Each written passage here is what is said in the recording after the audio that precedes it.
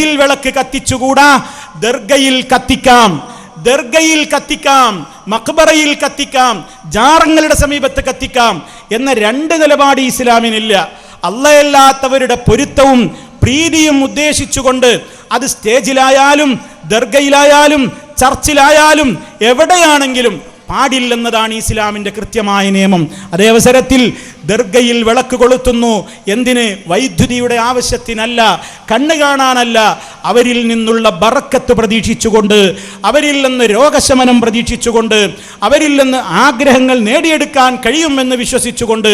ഇത് ഇസ്ലാം ഒരിക്കലും അനുവദിക്കുന്നില്ല. അതാണ് ഒരു മുസ്ലിമിൻ്റെ നയം. അതുകൊണ്ട് തന്നെ മുസ്ലിമായി നിൽക്കുന്നിടത്തോളം ഒരിടത്തും അവന് പുണ്യമുദ്ദേശിച്ചുകൊണ്ട് ഇങ്ങനെ നിലവിളക്ക് കൊളുത്താൻ പാടില്ല. അത് ഇസ്ലാമിൻ്റെ കൃത്യമായ നിയമമാണ്. അത് മനസ്സിലാക്കാത്ത മുസ്ലിമീങ്ങളെന്ന് പറയുന്നവരാണ് ഒന്ന് വിളക്ക് കൊളുത്തിയാൽ എന്താ കുഴപ്പം, ഒന്ന് വിളക്ക് കൊളുത്തുന്നതുകൊണ്ട് എന്താ തകരാറ്. കേരളത്തിലെ സമസ്ത കേരള ജംഇയ്യത്തുൽ ഉലമ പോലും പറഞ്ഞു നിലവിളക്ക് അനിസ്ലാമികമാണ്, നിലവിളക്ക് അനിസ്ലാമികമാണെന്ന് സമസ്ത വരെ പറഞ്ഞു. ആ സമസ്തയുടെ കൂട്ടത്തിൽ നിന്ന് മുസ്തഫൽ ഫൈസി എന്ന് പറയുന്ന ഒരാൾ പറഞ്ഞു നിലവിളക്ക് അനിസ്ലാമികമല്ല, നിലവിളക്ക് അനിസ്ലാമികമല്ല. രണ്ട് ചർച്ച അവർക്കിടയിൽ നടക്കുകയാണ്. ആലോചിച്ചു നോക്കണം.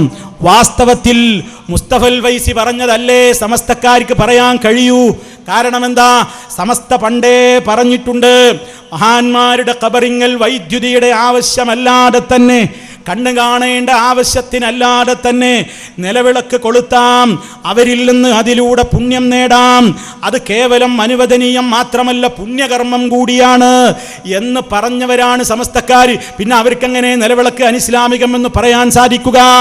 അതുകൊണ്ട് അന്ന് പാസാക്കിയ ആ പ്രമേയം, അതല്ലെങ്കിൽ അന്ന് കൊടുത്ത ആ മറുപടി പിൻവലിക്കാതെ ആ വിഭാഗത്തിനും നിലവിളക്ക് അനിസ്ലാമികമാണെന്ന് പറയാൻ കഴിയില്ല. അതേ അവസരത്തിൽ അന്നും ഇന്നും ഇനി ഇൻഷാ അല്ലാഹ് ഏത് കാലത്തും ഇസ്ലാഹി പ്രസ്ഥാനം ജനങ്ങളോട് പറയുന്നു നിലവിളക്ക് അനിസ്ലാമികം തന്നെ, അത് കൊളുത്തുന്നവർക്ക് കൊളുത്താം. പക്ഷേ ഒരു മുസ്ലിമിനെ കൊണ്ട് അതിനെ നിർബന്ധിക്കാൻ പാടില്ല. മുസ്ലിമിന് അവന്റെ വിശ്വാസം വലുതാണ്.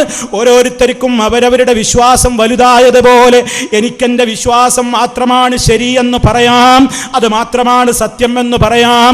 അതേ അവസരത്തിൽ എൻ്റെ വിശ്വാസത്തിലേക്ക് മറ്റവനും വന്നില്ലെങ്കിൽ ഞാൻ തിരക്ക് കൂട്ടും, ഞാൻ കഴുത്ത് വെട്ടും, ഞാൻ ബോംബിടും, ഞാൻ അക്രമമുണ്ടാക്കും, ഞാൻ കുഴപ്പമുണ്ടാക്കും, ഞാൻ തല്ലിക്കൊല്ലും എന്ന് വന്നാൽ അത് ഈ രാജ്യത്തെ മതേതരത്വത്തിൻ്റെ, ജനാധിപത്യത്തിൻ്റെ, ഈ രാജ്യത്തിൻ്റെ കൃത്യമായ സ്വാതന്ത്ര്യത്തിൻ്റെ കടക്കൽ കത്തിവെക്കലാണ്. അതുകൊണ്ട് മുസ്ലിമീങ്ങളത് ചെയ്യാറില്ല. ചെയ്യാത്തവരെ ആ രൂപത്തിൽ നിങ്ങളത് ചെയ്യണമെന്ന് നിർബന്ധിക്കാറില്ല. അതുകൊണ്ട് തന്നെ ഇസ്ലാമിൻ്റെ വിശ്വാസങ്ങളേതും അത് മാത്രമാണ് ശരിയെന്ന് മുസ്ലിമീങ്ങൾ പറയുന്നു. പക്ഷേ മുസ്ലിമീങ്ങൾ വിശ്വസിക്കുന്ന ആദർശമല്ലാത്ത ഒരാദർശവും ലോകത്ത് നിലനിൽക്കാൻ പാടില്ല. അത് അടിച്ചമർത്തണം, അതിനെ നശിപ്പിക്കണം എന്ന ഒരു വാദം ഇസ്ലാമിന് ഒരു കാലഘട്ടത്തിലും ഇല്ല, ഉണ്ടായിട്ടില്ല, ഉണ്ടാവുകയുമില്ല. കാരണം ലോകത്തിന്റെ പ്രവാചകൻ അഷ്റഫുൽ വറാ മുഹമ്മദുർ റസൂലുള്ളാഹി സ്വല്ലല്ലാഹു അലൈഹി വസല്ലം യഹൂദികൾക്കിടയിൽ ജീവിച്ചിട്ടുണ്ട്, നസറാനികൾക്കിടയിൽ ജീവിച്ചിട്ടുണ്ട്, വിഗ്രഹാരാധകർക്കിടയിൽ ജീവിച്ചിട്ടുണ്ട്. അവിടുന്ന് പറഞ്ഞല്ലോ ലാ ഇക്റാഹ ഫിദ്ദീൻ.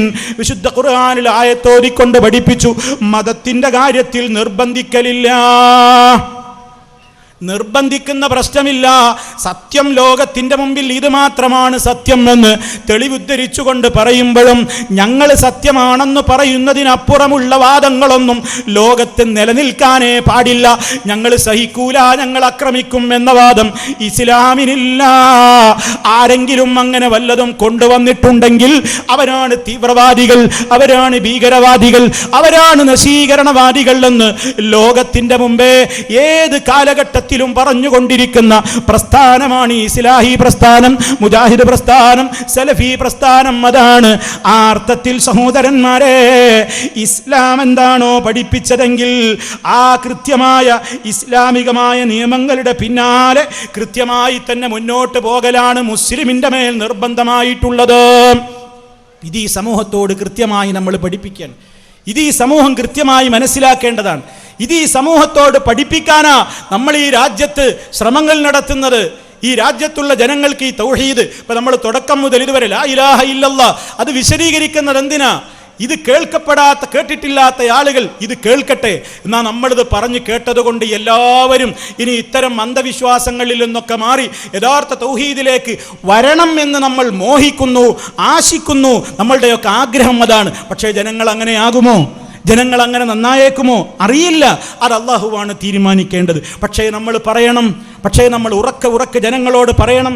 അതിനുവേണ്ടിയാ നമ്മൾ ഇതുപോലെയുള്ള പരിപാടികൾ, അതിനുവേണ്ടിയാ നമ്മുടെ സ്ഥാപനങ്ങൾ, അതിനുവേണ്ടിയാ നമ്മുടെ പള്ളികൾ, അതിനുവേണ്ടിയാണ് അറബിക് കോളേജുകൾ, അതിനുവേണ്ടിയാണ് മദ്രസകൾ, അതിനുവേണ്ടിയാണ് CRE സംവിധാനങ്ങൾ, അതിനുവേണ്ടിയാണ് പ്രോഫ്കോണുകൾ സംഘടിപ്പിക്കുന്നത്, അതിനുവേണ്ടിയാണ് ഹയർ സെക്കൻഡറി സ്കൂളിൽ പഠിക്കുന്ന വിദ്യാർത്ഥികൾക്ക് വേണ്ടിയുള്ള ഹൈസെക് സമ്മേളനങ്ങൾ നടത്തുന്നത്, അതിനുവേണ്ടിയാണ് വിശുദ്ധ ഖുർആനിന്റെ പഠനങ്ങൾ നടത്തുന്നത്.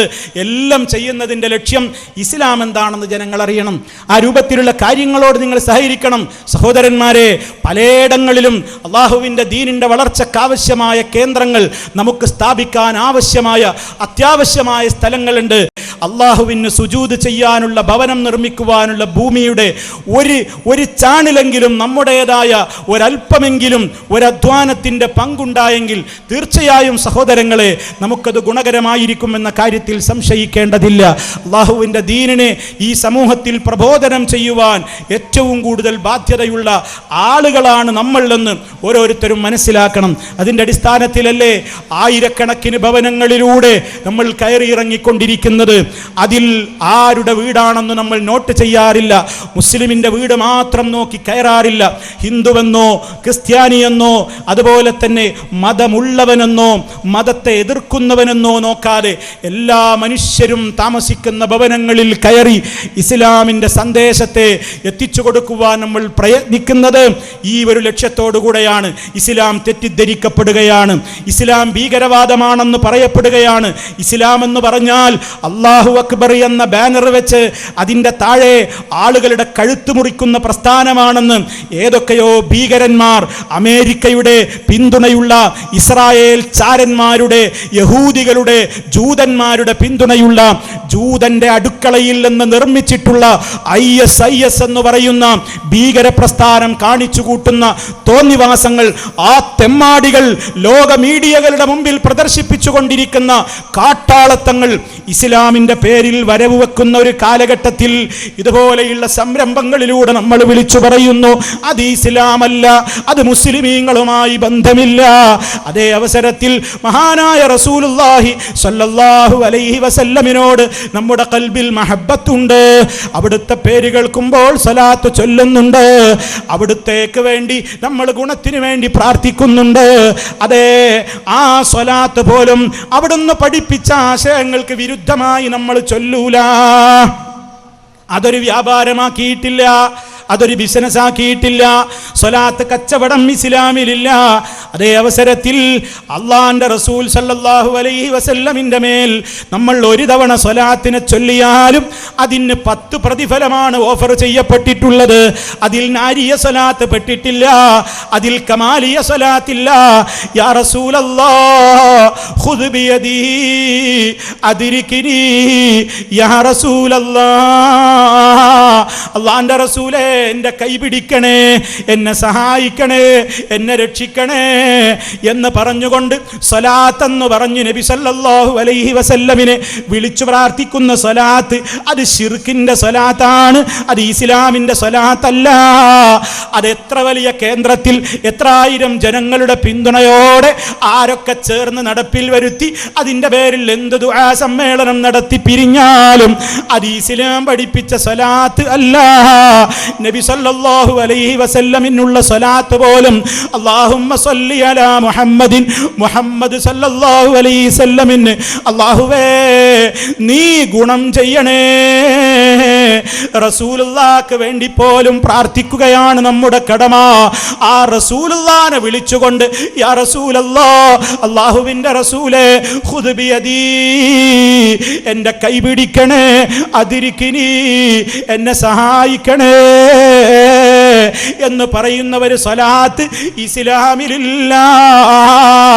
അതുകൊണ്ട് അവിടുന്ന് എന്താണോ പഠിപ്പിച്ചത് അവിടെ ഉറച്ചു നിൽക്കേണ്ടതുണ്ട്. അത് രാവിലെ എഴുന്നേൽക്കുന്ന സമയം മുതൽ അവിടുന്ന് പഠിപ്പിച്ച ദിക്റുണ്ട്, ഉറങ്ങും വരെ ചൊല്ലാനുള്ള ദിക്റുകളുണ്ട്, ദുആകളുണ്ട്, രാവിലെ ചൊല്ലേണ്ട ദിക്റുകളുണ്ട്, വൈകുന്നേരം ചൊല്ലേണ്ട ദിക്റുകളുണ്ട്. ഞാൻ എൻ്റെ പ്രിയപ്പെട്ടവരോട് പറയുന്നു, സമാധാനം നഷ്ടപ്പെട്ടുകൊണ്ടിരിക്കുന്ന ഒരു ലോകത്ത് മനുഷ്യന്റെ സമാധാനം തിരിച്ചു കിട്ടണോ? ഇസ്ലാം പറഞ്ഞ ദിക്റുകളിലേക്ക് മടങ്ങിക്കോ. അതിലൂടെ മാത്രമേ രക്ഷയുള്ളൂ. രാവിലെ എഴുന്നേൽക്കുന്നത് മുതൽ അൽഹംദുലില്ലാഹില്ലദീ അഹ്യാനാ ബഅദമാ അമാതനാ വഇലൈഹിൻ നുശൂർ എന്ന് പറഞ്ഞിട്ടാണ് നമ്മൾ എഴുന്നേൽക്കുന്നത്. രാത്രി ഉറങ്ങുന്നതിൻ്റെ മുമ്പേ ആമൻതു ബി കിതാബിക്കല്ലദീ അൻസൽത വബി നബിയിക്കല്ലദീ അർസൽത എന്നും അവസാനം പറഞ്ഞുകൊണ്ടാണ് നമ്മൾ ഉറങ്ങുന്നത്. അതിൻ്റെ ഇടയിൽ നൂറുകണക്കിന് ദിക്റുകൾ, നൂറുകണക്കിന് ദുആകൾ. എത്ര പേർക്കറിയാം ഈ ശബ്ദം ശ്രവിക്കുന്നവരുടെ കൂട്ടത്തിൽ?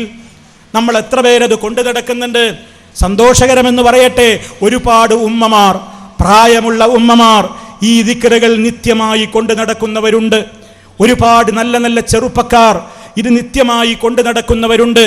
അവരുടെ ജീവിതത്തിൽ രാവിലെ ചായ കുടിക്കുന്നതിനേക്കാൾ പ്രാധാന്യപൂർവം, പ്രഭാത ഭക്ഷണം കഴിക്കുന്നതിനേക്കാൾ പ്രാധാന്യപൂർവം ഈ ദിക്ർ ചൊല്ലിയിട്ടല്ലാതെ, ഈ ദിക്റുകൾ ചൊല്ലിയിട്ടല്ലാതെ സുബഹി നിസ്കരിച്ച നിസ്കാര മുസല്ലയിൽ നിന്ന് അവർ എഴുന്നേൽക്കാറില്ല. ഇസ്ലാമിൻ്റെ പ്രഖ്യാപനം കാതോർത്ത് അത് കൃത്യമായി നിർവഹിക്കുന്ന ധാരാളം സ്ത്രീ പുരുഷന്മാർ നമുക്കിടയിലുണ്ട്. അള്ളാഹു നിലനിർത്തുമാറാകട്ടെ. അത് പിന്തുടരാൻ, ആ പാതയിലേക്ക് വരാൻ ഞാൻ എൻ്റെ ശബ്ദം ശ്രവിക്കുന്ന മുഴുവൻ ആളുകളോടും പറയുകയാണ്. ഇസ്ലാമിൻ്റെ ദിക്റുകൾ, അതിൽ ഹാ ഹീ ഹൂ എന്ന അപശബ്ദങ്ങളില്ല.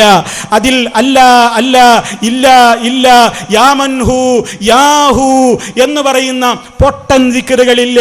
ലാ കണ്ണ ഇല്ലല്ലാ, ലാ മൂക്ക ഇല്ലല്ലാ എന്നൊക്കെ പറയുന്ന ഏതോ ഒരു മാനസികമായ രോഗം പിടിച്ച ഒരാള് പാലക്കാട് ജില്ലയിലെ അമ്പംകുന്നെന്ന് പറയുന്ന സ്ഥലത്ത് അയാളുടെ മക്ബറയുണ്ട് പോലും.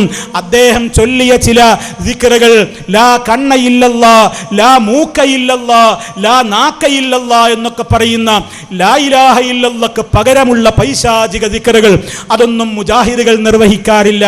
അതൊന്നും ദിക്റുകളല്ല. മറിച്ച് മഹാനായ റസൂലുള്ളാഹി സ്വല്ലല്ലാഹു അലൈഹി വസല്ലം പഠിപ്പിച്ച ആയിരക്കണക്കിന് ദുആകളുണ്ട്, ദിക്റുകളുണ്ട്. ഞാൻ എൻ്റെ സഹോദരങ്ങളോട് എന്നോടെന്ന പോലെ വസിയത്ത് പറയുകയാണ്, നിങ്ങളത് മുഴുവനും അർത്ഥസഹിതം പഠിച്ച് നമ്മുടെ ജീവിതത്തിൽ അത് പകർത്തണം. നമ്മുടെ പൊന്നുമക്കളോടത് നിർവഹിക്കാൻ പഠിപ്പിക്കണം. നമ്മുടെ വീടുകളിൽ അത് ഉയരണം. വിശുദ്ധ ഖുർആനിൻ്റെ പാരായണം നമ്മുടെ വീടുകളിൽ ഉണ്ടാകണം. വിശുദ്ധ ഖുർആനിൻ്റെ ശബ്ദം കേൾക്കപ്പെടാത്ത ഒരു ദിവസം നമ്മുടെ വീടുകളിൽ ഉണ്ടാകാൻ പാടില്ല. ആ അർത്ഥത്തിൽ കൃത്യമായി തന്നെ ഇസ്ലാമികമായ ഒരു ബോധവൽക്കരണം നടക്കുന്ന വീടുകളാവണം. ഇസ്ലാമിൻ്റെ സന്ദേശം രാജ്യത്തിൻ്റെ മുഴുവൻ ഭാഗങ്ങളിലും എത്തിക്കണം. അതിന് നമുക്ക് വീര്യം പകരേണ്ടത് ഇത്തരം ദിക്റുകൾ പഠിപ്പിക്കുന്ന ആശയങ്ങളാണ്. മഹാനായ നബി സല്ലല്ലാഹു അലൈഹി വസല്ലമ ഫാത്തിമ ബീവിക്ക് പഠിപ്പിച്ചു കൊടുത്ത ദിക്ർ, മരുമകനായ അലി റളിയല്ലാഹു അൻഹുവിന് പഠിപ്പിച്ചു കൊടുത്ത ദിക്ർ, ഉറങ്ങുന്നതിൻ്റെ മുമ്പ് സുബ്ഹാനല്ലാഹ് 33 തവണ പറയണം, അൽഹംദുലില്ലാഹ് 33 തവണ പറയണം, അല്ലാഹു അക്ബർ 34 തവണ പറയണം. വീട്ടിൽ ജോലിയെടുത്ത്, അതുപോലെ തന്നെ മാവ് കുഴച്ച്, അതുപോലെ തന്നെ ആട്ടുകല്ലിൽ ഈ കല്ല് കൊണ്ടിങ്ങനെ തിരിച്ച് കയ്യിൽ തഴമ്പ് പൊട്ടിയ, വീട്ടുവേല ചെയ്തുകൊണ്ട് വളരെ വിഷമിച്ച പൊന്നുമകൾ ഫാത്തിമ റളിയല്ലാഹു അൻഹ അല്ലാഹുവിൻ്റെ റസൂലിൻ്റെ വീട്ടിൽ പോയിട്ട് ഒരു വേലക്കാരനെ എനിക്ക് നിശ്ചയിച്ച് തരുമോ ഉപ്പ എന്ന് ചോദിക്കാൻ വേണ്ടി ചെന്ന ആ മകളോട് അന്നേരം മഹാനായ നബി സല്ലല്ലാഹു അലൈഹി വസല്ലമ സ്ഥലത്തില്ലായിരുന്നു. പിന്നീട് വന്നപ്പോൾ വിവരമറിഞ്ഞു, ഫാത്തിമ വന്നിരുന്നു. ഫാത്തിമാക്ക് ഇങ്ങനെ ഒരു ആശയുണ്ട്, അതിവിടെ പറഞ്ഞിരുന്നു. നബി സല്ലല്ലാഹു അലൈഹി വസല്ലമ ഫാത്തിമ താമസിക്കുന്ന റൂം ലക്ഷ്യം വെച്ചുകൊണ്ട് പോയി. ചെന്നപ്പോൾ മകനും മകളും പുതിയാപ്പിളയും കിടന്നിട്ടുണ്ട്. അള്ളാഹിന്റെ റസൂല് അവരുടെ വീട്ടിലേക്ക് കയറി ചെന്നു, സമ്മതം ചോദിച്ചു. ആ കിടക്കുന്ന തൻ്റെ സ്വന്തം മകൾ ഫാത്തിമയുടെയും പുതിയാപ്പിളയായ അലിയുടെയും ഇടക്ക് പോയിട്ട് ഇങ്ങനെ ഇരുന്ന് സ്നേഹത്തോടെ സംസാരിച്ചു. മോളെ, നീ ഇന്ന് വീട്ടിൽ വന്നിരുന്നുവല്ലേ, വിഷമിച്ചുവല്ലേ, പണിയെടുത്ത് തളരുന്നുണ്ടല്ലേ, കഷ്ടപ്പാടുണ്ടല്ലേ, ക്ഷീണമുണ്ടല്ലേ, വേലക്കാരനെ വേണമെന്ന് തോന്നുന്നുവല്ലേ, എന്നാൽ പൊന്നുമോളെ ഞാൻ നിനക്കൊരു ദിക്ർ പഠിപ്പിച്ചു തരട്ടെയോ? ആ ദിക്ർ എൻ്റെ പൊന്നുമോള് കൃത്യമായി പതിവാക്കിയാൽ എല്ലാ വേലക്കാരേക്കാളും നിനക്ക് പവർ കിട്ടും, നിനക്കത് മതിമോളെ എന്ന് പറഞ്ഞുകൊണ്ട് ഹബീബ് സല്ലല്ലാഹു അലൈഹി വസല്ലമ തൻ്റെ പ്രിയപ്പെട്ട മകൾക്ക് മരുമകനായ അലി റളിയല്ലാഹു അൻഹുവിനെ പഠിപ്പിച്ചു കൊടുത്തതാണ്. എല്ലാ രാത്രിയും ഉറങ്ങുന്നതിൻ്റെ മുമ്പ് സുബ്ഹാനല്ലാഹ് 33 പറയണം, അൽഹംദുലില്ലാഹ് 33 പറയണം, 34 തവണ അല്ലാഹു അക്ബർ എന്ന് പറയണം. അത് കേട്ടതിൽ പിന്നെ ഒരിക്കലും എൻ്റെ ജീവിതത്തിൽ ഞാൻ ആ ദിക്ർ പറയാതെ ഉറങ്ങിയിട്ടില്ലെന്ന് പുതിയാപ്പിളയായ അലി ഇബ്നു അബീ ത്വാലിബ് റളിയല്ലാഹു തആല അൻഹു പറഞ്ഞതായി ഹദീസിന്റെ ഗ്രന്ഥങ്ങളിൽ രേഖപ്പെട്ട് കിടക്കുകയാണ്. ചിന്തിക്കണം ഉമ്മമാരെ, പണിയെടുത്ത് തളരുന്നവരാണ് നിങ്ങൾ. രാവിലെ എഴുന്നേറ്റ് നിങ്ങളുടെ യന്ത്രമങ്ങ് ഓണായാൽ അത് ഓഫാക്കുന്നത് പാതിര വരെ പാത്രം കഴുകിയിട്ടും മടിച്ചു വാരിയിട്ടും വിഷമിച്ചും കൊണ്ടുമാണ്. നിങ്ങൾ മനസ്സിലാക്കണം, നിങ്ങൾക്ക് അല്ലാഹു വലിയ ഓഫറാണ് പ്രഖ്യാപിച്ചിട്ടുള്ളത്. നിങ്ങളുടെ കുടുംബത്തെ പരിപാലിക്കാൻ, നിങ്ങളുടെ ഭർത്താവിന് വേണ്ടത് ചെയ്തു കൊടുക്കാൻ, നിങ്ങളുടെ ഗൃഹം അകവും പുറവും ശുദ്ധീകരിക്കാൻ നിങ്ങൾ ഏർപ്പെടുന്ന ഓരോ പ്രവർത്തനങ്ങളും അല്ലാഹുവിൻ്റെ അടുക്കൽ അത്യുന്നതമായ പദവിയിലേക്കാണ് നിങ്ങളെ കൊണ്ടുപോകുന്നത്. നല്ല ഉദ്ദേശത്തോടുകൂടെ നമ്മൾ പണിയെടുത്താൽ, പ്രവർത്തിച്ചാൽ അതുകൊണ്ട് നമുക്ക് തളർച്ചയല്ല, അല്ലാഹു ഓഫർ ചെയ്യുന്നത് വളർച്ചയാണ്. അതിനുതകുന്ന നിലക്കുള്ള ദിക്ർ കൂടിയാണ്. രാത്രി ഉറങ്ങുന്നതിൻ്റെ മുമ്പ് ഈ ദിക്ർ എന്ന് പറയുമ്പോൾ ഞാൻ ഈ വിശദീകരിച്ച ഈ ദിക്റുകളൊന്നും അല്ലാതെ തന്നെ ധാരാളക്കണക്കിന് ദിക്റുകൾ നമ്മുടെ ജീവിതത്തിൽ നമുക്ക് ചൊല്ലാനും പറയാനും പ്രാർത്ഥിക്കാനുമുണ്ട്. പക്ഷേ നമ്മൾ തയ്യാറുണ്ടോ? നമ്മൾ ആലോചിക്കണം, അത് നമ്മുടെ മക്കൾക്ക് പകർന്നു കൊടുക്കണം. ആ സ്ഥാനം നമ്മുടെ മൊബൈലുകൾ നേടിയെടുത്തു, ആ സ്ഥാനം നമ്മുടെ മൊബൈലുകൾ കവർന്നെടുത്തു.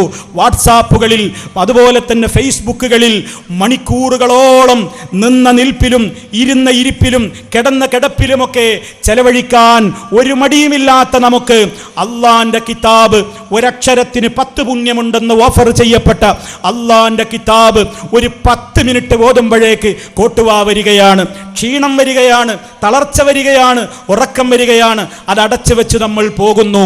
എന്തോ തിരക്ക് നമ്മുടെ മനസ്സിൽ ഇബ്ലീസ് തോന്നിപ്പിക്കുകയാണ്. അതേ അവസരത്തിൽ വാട്സപ്പിന്റെ കണക്ഷൻ കിട്ടിക്കഴിഞ്ഞാൽ, ഫേസ്ബുക്ക് സജീവമായി കഴിഞ്ഞാൽ 10 മണിക്കൂർ ഇരുന്ന ഇരിപ്പിൽ നിങ്ങൾക്ക് ചെലവഴിക്കാൻ മടിയില്ലാത്തൊരു ലോകത്താണ് നമ്മൾ ജീവിക്കുന്നത്. തിരിച്ചറിയണം, ശൈത്താൻ നമ്മളെ ദുഷിപ്പിക്കാൻ, നമ്മെ നശിപ്പിക്കാൻ പിന്നാലെ കൂടിയിരിക്കുകയാണ്. അവനെ തളർത്താൻ ദിക്റുകൾക്കാവും, അവനെ തളർത്താൻ ബിസ്മില്ലകൾക്കാവും, അവനെ തളർത്താൻ അല്ലാഹു അക്ബറുകൾക്കാവും, അവനെ തളർത്താൻ കൃത്യമായി ജമാഅത്ത് നിസ്കാരത്തിലൂടെ കഴിയും.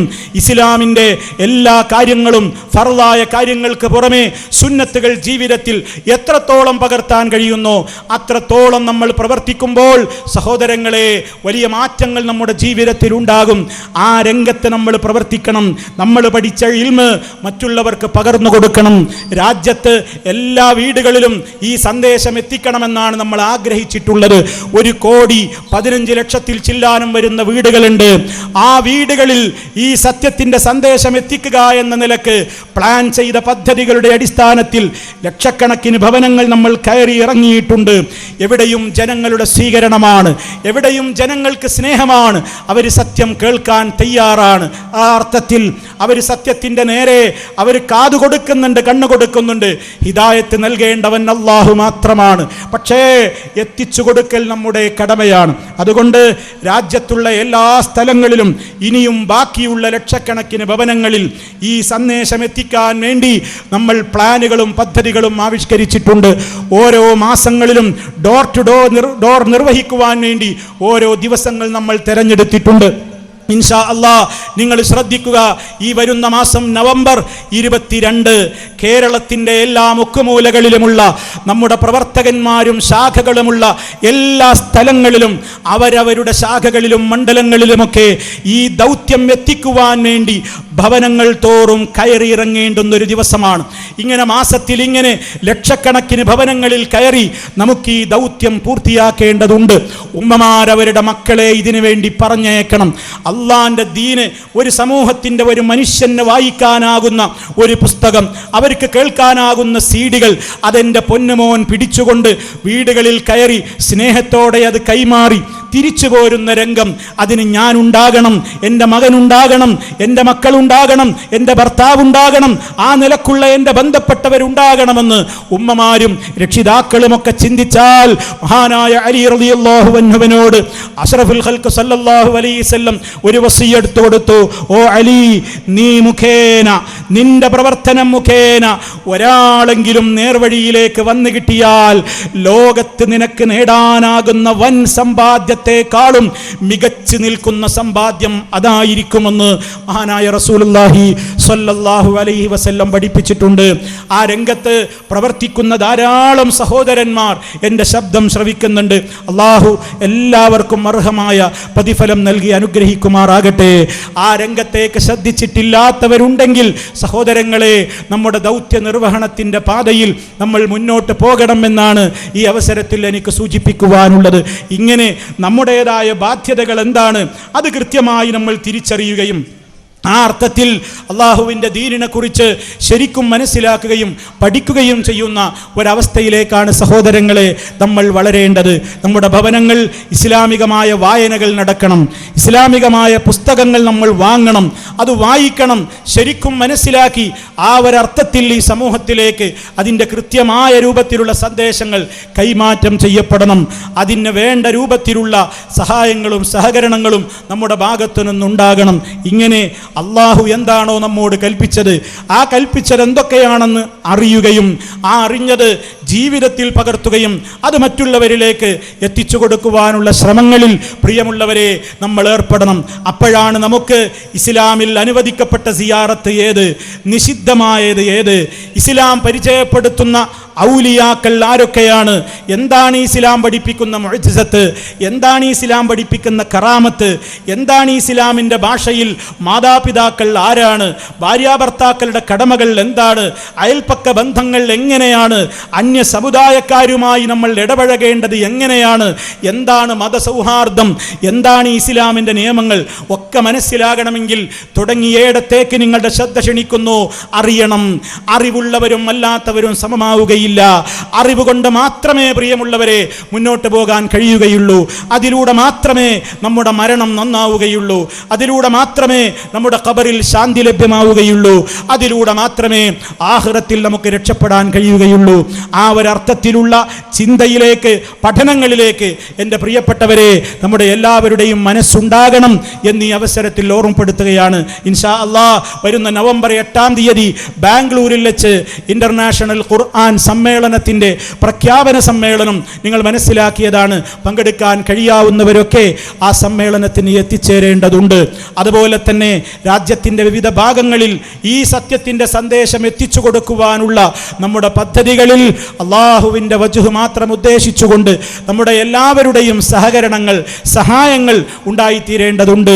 കാരണം നമ്മെ ഇവിടെ തമ്മിൽ തല്ലിക്കുന്ന ആളുകളൊന്നും, നമ്മെ ഇവിടെ രാഷ്ട്രീയത്തിൻ്റെ പേരിൽ പരസ്പരം വാളെടുക്കാൻ പ്രേരിപ്പിക്കുന്നവരൊന്നും നമ്മുടെ ഖബറുകളിൽ ഉണ്ടാവുകയില്ല. ഞാൻ സൂചിപ്പിക്കാൻ ഒരിക്കലും മറന്നു പോകരുതെന്ന നിലയ്ക്ക് ഞാൻ ഓർമ്മപ്പെടുത്തുകയാണ്. തെരഞ്ഞെടുപ്പിൻ്റെ സമയമാണ്. രാഷ്ട്രീയത്തിൻ്റെ അതിപ്രസരം തലയിൽ കൊണ്ട് നടക്കുന്ന നേരമാണ്. ആരാൻ്റെ ഗീബത്ത് പറയുന്ന, ആരാൻ്റെ നമീമത്ത് പറയുന്ന, ഓരോരുത്തരുടെയും കാര്യങ്ങൾ വിളിച്ചു പറയുന്ന പടച്ചവനെ പേടിയില്ലാത്തൊരു കാലഘട്ടമാണിത്. സഹോദരങ്ങളെ, തെരഞ്ഞെടുപ്പ് കഴിയും. വിജയിക്കുന്നവർ വിജയിക്കും, തോൽക്കുന്നവർ തോൽക്കും. പക്ഷേ നമ്മുടെ നാവുകൾ കൊണ്ടുണ്ടാക്കിയ മുറിപ്പാടുകൾ നമ്മുടെ ഖബറിൽ പോലും അവശേഷിക്കും എന്ന് നമ്മൾ മനസ്സിലാക്കേണ്ടതുണ്ട്. അതുകൊണ്ട് നാവിനെ ദുരുപയോഗം ചെയ്യരുത്, ഗീബത്ത് പറയരുത്, ആരുടെയും പേരിൽ ആരോപണങ്ങൾ നമ്മൾ പറയാൻ പോകണ്ട. അതേ അവസരത്തിൽ രാഷ്ട്രീയത്തിൻ്റെ പേരിൽ പരസ്പരം നീ അവനാണ് ഞാൻ ഇവനാണെന്നൊക്കെ പറഞ്ഞ് പരസ്പരം തമ്മിൽ തല്ലി കയ്യും കാലും വെട്ടിമുറിച്ച് തല്ലിച്ചതച്ച് തൻ്റെ മക്കളെ കണ്ടുകൊണ്ട് കണ്ണുനീരൊഴിക്കേണ്ട ഉമ്മമാരുണ്ടാകുന്ന ഗതികേട് ഒരു രാജ്യത്തും ഉണ്ടാകാൻ പാടില്ല. നാം സമാധാനത്തിലാവണം. ഇസ്ലാം സമാധാനത്തിൻ്റെ മതമാണ്. ഇസ്ലാമികമായ ആശയങ്ങളുടെ പേരിലാണ് വീറും വാശിയും വേണ്ടത്. അതല്ലാത്ത കാര്യങ്ങൾക്ക് വേണ്ടി വേണ്ടിയല്ല. നമ്മുടെ സിരകളിൽ ഒഴുകേണ്ടത് ഈമാനിന്റെ രക്തമാണ്, ലഹരിയല്ല. സിന്ദാബാദ് വിളിക്കാൻ ലഹരി ഒരുപക്ഷേ പലയിടത്തുനിന്നും കിട്ടിയേക്കും, പക്ഷേ അത് നിങ്ങളെ നശിപ്പിക്കും. നാളെ പരലോകത്ത് ഖബറിൽ സമാധാനമുണ്ടാകില്ല. ഏറ്റവും കഠോരമായ നരകശിക്ഷയിൽ നരകവാസികളായ ആളുകളുടെ ബോഡിയിൽ നിന്ന് ചീഞ്ഞളിഞ്ഞ് ദുർഗന്ധം വമിക്കുന്ന ഏറ്റവും ദുർഗന്ധം വമിക്കുന്ന നീരാണ് ഇവിടെ ലഹരി ഉപയോഗിക്കുന്നവന് നരകത്തിയിൽ കുടിപ്പിക്കാൻ കൊടുക്കപ്പെടുന്നത്, കുടിക്കാൻ നൽകപ്പെടുന്നത് എന്ന് മഹാനായ റസൂലുള്ളാഹി സ്വല്ലല്ലാഹു അലൈഹി വസല്ലം സ്കൂളുകളിലും ക്യാമ്പസുകളിലും ലഹരി നുരയുകയാണ്. കഞ്ചാവ് വലിച്ചുകൊണ്ട് പുകച്ചുരുളുകളിൽ ലോകം പോലും എന്താണെന്ന് തിരിയാതെ, ഉമ്മയാര് പെങ്ങളാരെന്ന് മനസ്സിലാക്കാതെ ലഹരിയുടെ പിന്നാലെ യുവതലമുറ ഓടുകയാണ്. അതീവമായ ഏറ്റവും മോശപ്പെട്ട രൂപത്തിലുള്ള വ്യഭിചാരത്തിൻ്റെ മാർഗത്തിലേക്ക് സമൂഹം നീങ്ങുകയാണ്. അവിടെയൊക്കെ നിയന്ത്രിക്കാൻ പഠിക്കുക. ആരെയും പേടിച്ചിട്ടായിരിക്കരുത്, അല്ലാഹനെ ഭയപ്പെട്ടുകൊണ്ട് ആ അർത്ഥത്തിലുള്ള ചിന്തകൾക്ക് ആവശ്യമായ പഠനങ്ങൾ നമ്മൾ നടത്തുകയും ആ രംഗത്തേക്ക് മുന്നോട്ട് പോവുകയും ചെയ്യുക. അല്ലാഹു സുബ്ഹാനഹു വ തആല കത്തിയാളുന്ന നരകാഗ്നിയിൽ നിന്ന് നമ്മെ ഓരോരുത്തരെയും കാത്ത് രക്ഷിക്കുമാറാകട്ടെ. മാരകമായ രോഗങ്ങളിൽ നിന്ന്, സഹിക്കാനാവാത്ത പരീക്ഷണങ്ങളിൽ നിന്ന് അല്ലാഹു നമ്മെ എല്ലാവരെയും കാത്ത് രക്ഷിക്കുകയും ഇസ്ലാമികമായ ഒരു അന്തരീക്ഷം നമ്മുടെ വീടുകളിലും നമ്മുടെ ജീവിതത്തിലും നിലനിന്ന് കിട്ടാൻ അല്ലാഹുവിൻ്റെ എല്ലാ അർത്ഥത്തിലുമുള്ള സഹായം നമ്മിൽ അവൻ വർഷിച്ചു കൊണ്ടിരിക്കുകയും ചെയ്യുമാറാകട്ടെ. നമ്മിലെ രോഗികൾക്ക് അല്ലാഹു ശിഫ നൽകുമാറാകട്ടെ. നമ്മിലതാ ഓരോ ദിവസവും പലരും മരിച്ചു പോയിക്കൊണ്ടിരിക്കുകയാണ്. നമ്മുടെ സജീവ പ്രവർത്തകനായിരുന്ന, ആത്മാർത്ഥതയോടെ ദീനീ രംഗത്ത് സഹകരണങ്ങൾ നിർവഹിച്ചിരുന്ന, അതേ കണ്ണൂർ ജില്ലയിലെ തലശ്ശേരിക്കടുത്ത് പാനൂർ ഏലാങ്കോടുള്ള നമ്മുടെ ഒരു പ്രവർത്തകൻ KK യൂസഫ് ഹാജി, അദ്ദേഹം ഇന്ന് മരണപ്പെട്ടിരിക്കുകയാണ്. അല്ലാഹു സുബ്ഹാനഹു വ തആല അദ്ദേഹത്തിന് ചെന്ന് പ്രവേശിക്കുവാനുള്ള ഖബറിടം സ്വർഗ്ഗത്തോപ്പാക്കി മാറ്റിക്കൊടുക്കുമാറാകട്ടെ. അദ്ദേഹത്തിൻ്റെ പാപങ്ങൾ അല്ലാഹു പുറത്തു കൊടുക്കുമാറാകട്ടെ. അതുപോലെ തന്നെ നമ്മളിൽ നിന്ന് മരണപ്പെട്ടു പോയ പലരുമുണ്ട്. അല്ലാഹുവേ, ഞങ്ങളുടെയും അവരുടെയും എല്ലാം പാപങ്ങൾ നീ പുറത്തു തരണമേ. നിന്റെ സ്വർഗ്ഗലോകത്ത് ഒരുമിച്ച് ചേരുവാനുള്ള തൗഫീഖ് നാഥ നീ ഞങ്ങൾക്ക് പ്രദാനം ചെയ്യണമേ. ഞങ്ങളുടെ പ്രവർത്തനങ്ങൾ നീ വിജയിപ്പിക്കണമേ നാഥ. ഈ ലോകത്ത് നിന്ന് വിട പറയുന്ന നിമിഷം ലാ ഇലാഹ ഇല്ലല്ലാഹ് എന്ന കലിമയുച്ചരിച്ചുകൊണ്ട് സന്തോഷത്തോടെ ഈ ലോകത്ത് നിന്ന് വിട പറയാൻ അല്ലാഹുവേ നീ ഞങ്ങൾക്ക് തൗഫീഖ് നൽകി അനുഗ്രഹിക്കണമേ. അല്ലാഹുമ്മ റബ്ബനാ തഖബ്ബൽ മിന്നാ ഇന്നക അൻതസ് സമീഉൽ അലീം വതുബ് അലൈനാ ഇന്നക അൻതത് തവ്വാബുർ റഹീം വഗ്ഫിർ ലനാ ഇന്നക അൻതൽ ഗഫൂറുർ റഹീം. അല്ലാഹുമ്മ തവഫനാ മുസ്ലിമീന വഅൽഹിഖ്നാ ബിസ്സാലിഹീൻ വൽഹംദുലില്ലാഹി റബ്ബിൽ ആലമീൻ. അല്ലാഹുമ്മ സ്വല്ലി അലാ മുഹമ്മദിൻ വഅലാ ആലി മുഹമ്മദ്. വസ്സലാമു അലൈക്കും വറഹ്മത്തുള്ളാഹി വബറകാതുഹു.